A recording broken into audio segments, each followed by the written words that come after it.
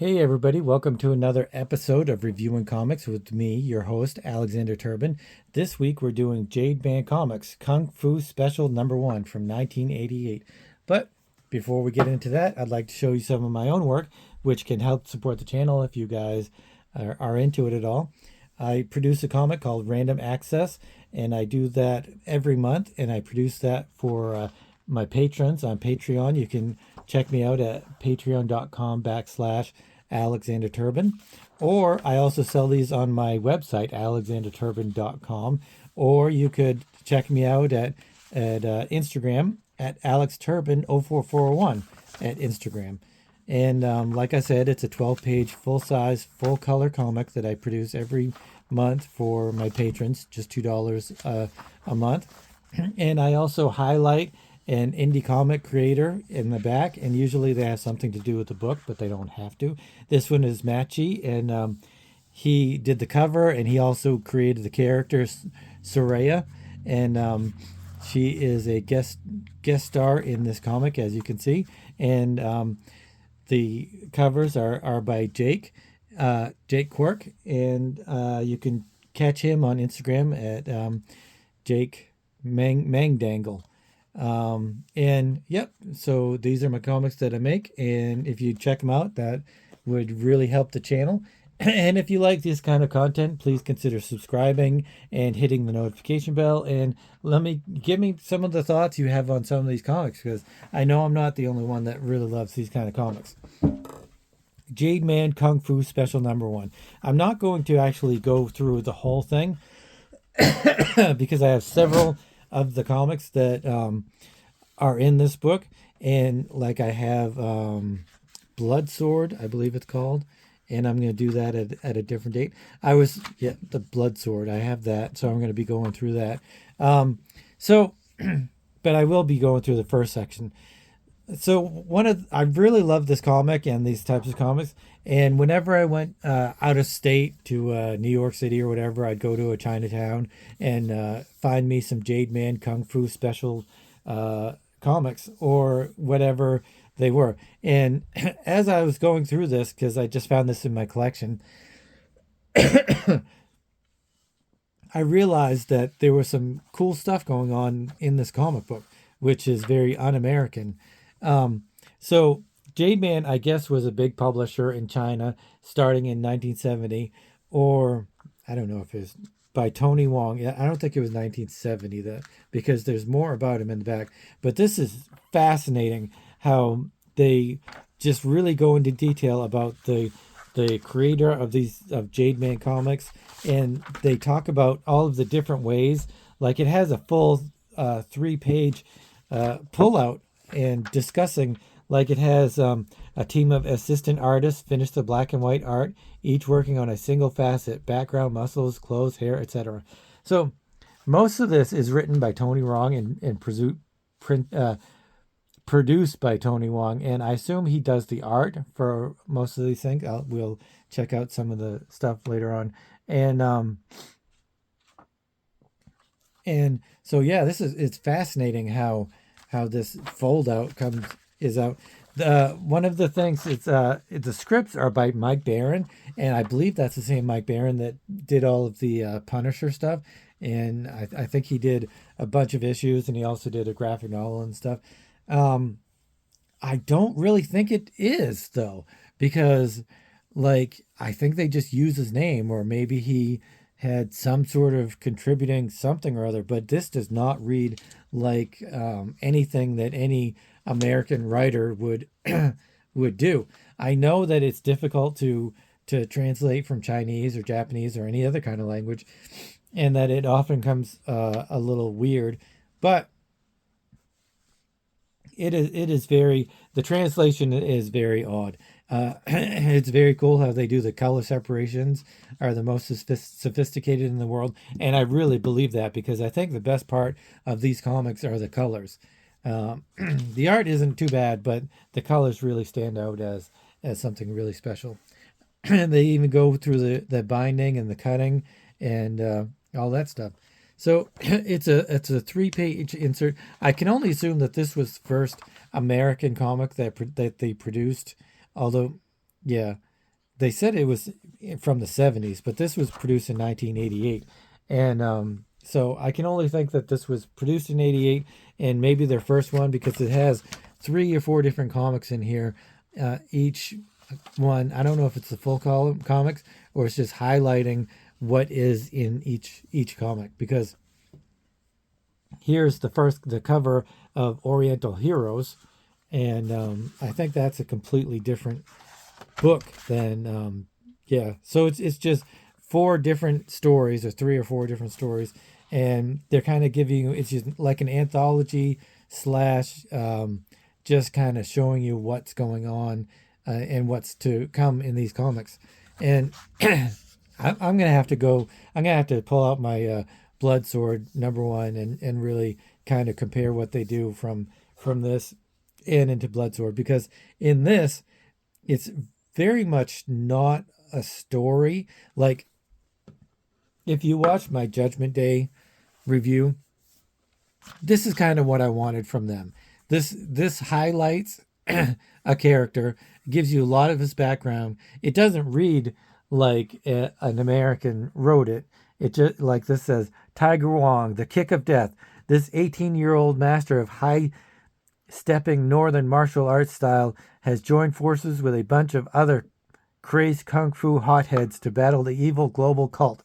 Global cult promises enlightenment, but they deliver death in the form of heroin. And so it reads like a kung fu movie, and which, I love, because I love kung fu movies. My favorite being the Jackie Chan movies. I love Jackie Chan. He's by far my favorite kung fu fighter, actor, whatever they are. Anyway, so it does an intricate, detailed introduction to all of these characters, and then they have a fight scenes. The whole book is just fight scenes, and it's written like, whenever they introduce a character, here's Blazing Inferno. One of the global cult's assassins is a master of blazing style of kung fu. So, just like the movies, they describe the character, and they describe what kind of kung fu they do, and then they just have fights. I mean, but they have the fight, and really they don't need this. It's not dialogue. It's just describing what is going on. So I really don't think Mike Barron could have had a lot to do with it, because it's just so simplistic. It's like a dubbed kung fu movie. Maybe that's what he was going for. Maybe he was going for a dubbed kung fu movie feel and everything. Like this panel, this crack, you don't need anything in this, but he says he used a deadly skull splitting kick. Like, you didn't know that was the deadly skull splitting kick, and it just goes through and shows what's going on. Like I was saying, the color is really beautiful. That's the best part of this whole line of books is the coloring. I don't know the process they used at the time, but it is gorgeous. It looks like a modern day printed book, really. But China's kind of always been known for their printing processes.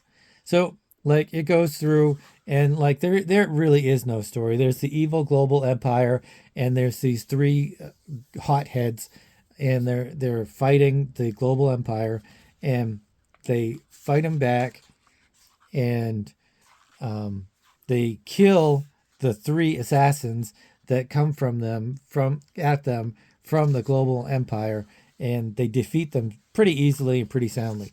But then word gets back to the evil bad guy, the sinister head of the global empire, that these 3 guys have killed 3 of the assassins, and they have to do something about it. So one of them has a plan that he's the hothead. I can't remember which one it is, and this is how he's going to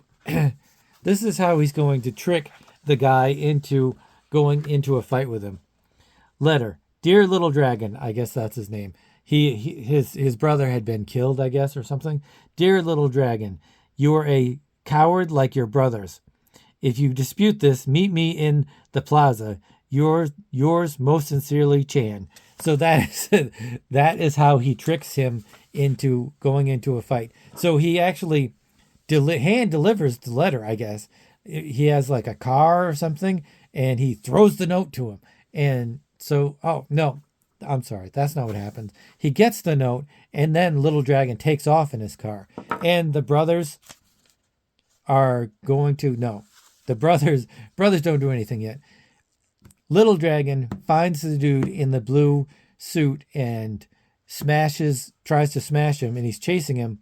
But then the big bad guy is there, and the big bad guy zaps him with a kung fu lightning bolt, and the guy in the blue suit smashes him in the head, so basically killing him. So Little Dragon is dead, just like his brother. So this is why I love this comic. It is just so in your face, kung fu action, and there's you know dialogue that's cheesy, and it's just explains what's happening, and it's just amazingly fun. Excuse me. And so Little Dragon just says, as he's dying, he's like, just swear you'll kill Chan. And that's his last words. And so the brothers go and they fight Chan, and they kill the evil master. And or did they kill him? I guess they don't kill him. With the death of a fiery god, global cult in Hong Kong dried up. Oh yeah, so they do kill the bad guy, but then there's an even bigger bad guy, and the bigger bad guy, who is in Thailand, swears vengeance upon the three Chinese kung fu heroes, and so it just kind of explains the power structure of the bad guys, because there's three different sects that are in Thailand. Let's see. The global cult is greatest crime syndicate responsible for 85% of the heroin emanated from the Southeast Asia. They know they have great enemy in Tiger Wong and plan to meet him as soon as he sets foot in the Golden Triangle. So there's the black set and something else. I can't remember. I think this is showing each one. The black set, the red sect, and the Kung Fu heroes or whatever. I don't know. So anyway, then and here's the a spotlight on all of the bad characters that these two guys are gonna fight. They kind of look like Ken and Ryu a little bit, even though Ken is American, although he's blonde. So is he supposed to be American here? I don't know. Anyway, Ken and Ryu, that's how I'm thinking of them from Street Fighter. And so here's the bad guys, and they're going to fight Ken and Ryu to the death, and which is pretty cool. And so let's give it a review. The writing is, you can't really say much about the writing because it's dubbed. Mike Barron, maybe he did the best he could. I don't know. The best translation I've ever seen is Princess Mononoke with by Neil Gaiman, and I don't know how much of that he translated and how much of that is actually his own. Maybe it's not translated that much, and he just adds his own little spins to which it kind of sounds like that, because all of the other dub stuff that I've ever seen or heard, it's very clunky and not really something that you'd want to see.